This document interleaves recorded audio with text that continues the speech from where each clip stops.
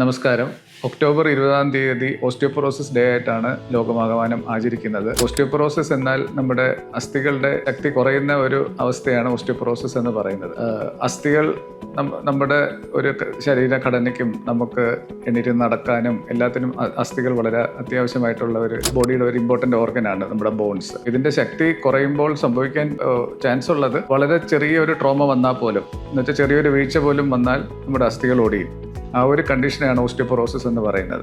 അത് നമുക്ക് മനസ്സിലാക്കണമെങ്കിൽ നമ്മൾ ആ ബോണിന്റെ ഘടന അറിയണം. ബോണിന്റെ ഘടന എന്ന് പറഞ്ഞാൽ പല ധാതുക്കളും, കാൽഷ്യം, ഫോസ്ഫറസ്, അങ്ങനെ ധാതുക്കൾ, കൊളാജൻ പോലത്തെ കണക്റ്റീവ് ടിഷ്യൂ, ബ്ലഡ് വെസൽസ്, ഇതെല്ലാം കൂടെ ചേർന്ന് വളരെയധികം ഒരു കോംപ്ലക്സ് സ്ട്രക്ചറാണ് ബോണിൻ്റെത്. ഈ സ്ട്രക്ചറിൽ എന്തെങ്കിലും ചേഞ്ചസ് വന്ന് ബോണിന്റെ ശക്തി കുറയുന്ന കണ്ടീഷനിൽ ഫ്രാക്ചർ വരാനുള്ള ചാൻസസ് കൂടും. നമ്മളിപ്പോൾ ഈ ചായയൊക്കെ ഇരിക്കുന്ന അരിപ്പ ഉണ്ടല്ലോ, അതിന്റെ കണ്ണികൾ നോക്കിയാൽ വളരെ അടുത്തടുത്തായിരിക്കും നിൽക്കുന്നത്.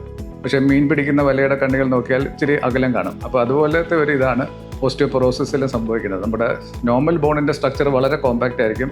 നേരത്തെ ഞാൻ പറഞ്ഞ പോലെ ചായ ഇരിക്കുന്ന അരിപ്പിന്റെ പോലെ വളരെ വളരെ അടുത്തടുത്ത് ആയിരിക്കും അത് നിൽക്കുന്നത്, ബോണിന്റെ സെൽസും എല്ലാം. പക്ഷേ ഈ മീനിന്റെ വല പോലെ അത് തമ്മിലുള്ള അകലം കൂടുമ്പോഴും ബോണിന്റെ സെൽസ് കുറയുമ്പോഴും അതിനകത്തുള്ള ധാതുക്കളുടെ അളവ് കുറയുമ്പോഴും ഒക്കെയാണ് ഓസ്റ്റിയോപൊറോസിസ് സംഭവിക്കുന്നതും. അങ്ങനെ വരുമ്പോൾ വളരെ ചെറിയൊരു ട്രോമ എന്ന് പറഞ്ഞാൽ എന്തെങ്കിലും ഒരു ചെറിയൊരു വീഴ്ച പറ്റിയാൽ പോലും ഫ്രാക്ചർ വരും. ഈ ഫ്രാക്ചർ വന്നാലുള്ള പ്രാധാന്യം എന്താണെന്ന് വെച്ചാൽ, ഈ നമ്മുടെ മേജറായിട്ടുള്ള ചില ബോൺസിനായിരിക്കും ഇതിനകത്ത് ഓസ്റ്റിയോപൊറോസിസ് കാരണം ഫ്രാക്ചേഴ്സ് വരുന്നത്.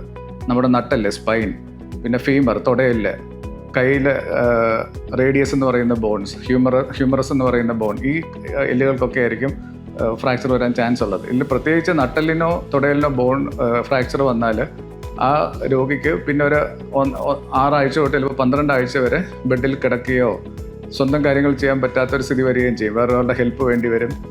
ഇത് വേറെ ഏതെങ്കിലും കോംപ്ലിക്കേഷൻസിലോട്ടൊക്കെ പോയാൽ ചിലപ്പോൾ മരണം വരെ സംഭവിക്കുകയും ചെയ്യാം. അപ്പോൾ ഓസ്റ്റിയോപൊറോസിസ് എന്നുള്ളത് ഒരു ഫ്രാക്ചർ ഉണ്ടായിരുന്നതുകൊണ്ട് മാത്രം നിൽക്കുന്നില്ല, അത് വളരെയധികം ആ ഫാമിലി അഫക്റ്റ് ചെയ്യുകയും ചിലപ്പം ആ രോഗിയുടെ മരണത്തിലേക്ക് നയിക്കുകയും ചെയ്യാം. അതാണ് ഓസ്റ്റിയോപൊറോസിസ് നമ്മൾ ശ്രദ്ധിക്കേണ്ട ഒരു കാര്യമാണെന്ന് പറയുന്നതിന് ഒരു പ്രധാന റീസൺ അതാണ്. അത് കാരണം വരുന്ന കോംപ്ലിക്കേഷൻസ് ആണ് ഏറ്റവും പ്രധാനമായിട്ട് വരുന്നത്. ഓസ്റ്റിയോപൊറോസിസ് ആർക്കൊക്കെ വരാൻ ചാൻസ് ഉണ്ട്? മെയിനായിട്ടും പ്രായം കൂടുന്തോറും സ്ത്രീകളിലും പുരുഷന്മാരിലും രണ്ടുപേരിലും ഇത് വരാൻ സാധ്യത കൂടുതലാണ്. എന്നാലും ആർത്തവവിരാമം, അതായത് മെനോപോസ് വരുന്ന സമയത്തിന് ശേഷം സ്ത്രീകളിൽ ഇതിൻ്റെ ചാൻസസ് വളരെ വളരെ കൂടും. ഒരു 45-50 വയസ്സ് തൊട്ട് മുകളിലോട്ട് ഇതിനുള്ള ചാൻസസ് വളരെയധികം കൂടും. പിന്നെ സ്ഥിരമായിട്ട് കിടപ്പിലുള്ള രോഗികൾ, സ്റ്റിറോയിഡ് പോലത്തെ മരുന്ന് കുറേ കാലമായിട്ട് കഴിക്കുന്നവർ, പ്രത്യേകിച്ച് ഈ എപ്പിലെപ്സി പോലത്തെ അസുഖങ്ങൾക്ക് ഉപയോഗിക്കുന്ന മരുന്നുകൾ കുറേ നാളായിട്ട് കഴിക്കുന്നവർ, ഇങ്ങനെയൊക്കെ ഉള്ളവർക്ക് ഓസ്റ്റിയോപൊറോസിസ് വരാനുള്ള ചാൻസസ് കൂടുതലാണ്. അപ്പോൾ മെയിനായിട്ടും ആർത്തവവിരാമം കഴിഞ്ഞ സ്ത്രീകൾ എപ്പോഴും ഈ ഒരു അസുഖത്തിൻ്റെ സാധ്യത കൂടുതലായുണ്ട്. നമ്മുടെ മെജോറിറ്റി റെക്കമെൻഡേഷൻസ് എല്ലാം പറയുന്നത് ഒരു 60 വയസ്സ് മുകളിലോട്ടുള്ള സ്ത്രീകളെല്ലാം BMD എന്ന് പറയുന്ന ഒരു ടെസ്റ്റ്, നമുക്ക് ഡെക്സ എന്ന് പറയുന്ന ഒരു സ്കാൻ വെച്ചിട്ട് ബോൺ മിനറൽ ഡെൻസിറ്റി അളക്കാൻ പറ്റും. BMD എന്നുള്ള ടെസ്റ്റ് ചെയ്ത് നോക്കണം എന്നുള്ളതാണ്. ഒരു ടെസ്റ്റ് കഴിഞ്ഞാൽ പിന്നെ ഒരു 3 തൊട്ട് 5 വർഷത്തിൻ്റെ ഇടയ്ക്ക് വെച്ച് അത് റിപ്പീറ്റ് ചെയ്യുകയും ചെയ്യാം. അപ്പോൾ നമ്മൾ ഈ ടെസ്റ്റ് ചെയ്ത് കഴിഞ്ഞ് ഇതിനകത്ത് ബോൺ ഡെൻസിറ്റി കുറവായിട്ട് കണ്ടാൽ അതിന് ഫലപ്രദമായ ചികിത്സകളും അവൈലബിൾ ആണ്. അപ്പോൾ നിങ്ങൾ കാണുന്ന ഡോക്ടറെ ഇതിനെപ്പറ്റി ഡിസ്കസ് ചെയ്തിട്ട് ആ റിപ്പോർട്ടുമായിട്ട് ഡോക്ടറെ കാണുക. മെയിൻലി ഇത് ട്രീറ്റ് ചെയ്യുന്നത് ഒരു എൻഡോക്രിനോളജിസ്റ്റ് ആണ്. ഓസ്റ്റിയോപൊറോസിസ് ഉണ്ടെങ്കിൽ അത് ട്രീറ്റ് ചെയ്യേണ്ടത് ഒരു എൻഡോക്രിനോളജിസ്റ്റ് ആണ്. അപ്പം നിങ്ങൾ ഓസ്റ്റിയോപൊറോസിസ് ഉണ്ടെന്ന് കണ്ടു കഴിഞ്ഞാൽ, ഈ സ്കാൻ ചെയ്തിട്ട് കണ്ടു കഴിഞ്ഞാൽ ഒരു എൻഡോക്രിനോളജിസ്റ്റിൻ്റെ ചികിത്സ തേടുന്നതായിരിക്കും ഏറ്റവും അഭികാമ്യമായിട്ടുള്ള കാര്യം.